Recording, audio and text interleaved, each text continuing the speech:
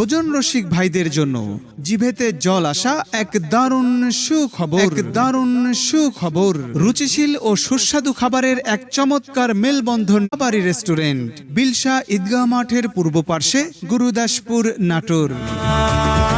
জি হ্যাঁ, যান্ত্রিক জীবনের ক্লান্তি ভুলে একটু মনোরম পরিবেশে সপরিবারে বা বন্ধুদের সাথে চমৎকার কিছু সময় কাটাতে এবং জিভে জল আসা খাবারের স্বাদ নিয়ে আমরা নিয়ে এসেছি এক রাজকীয় আয়োজন।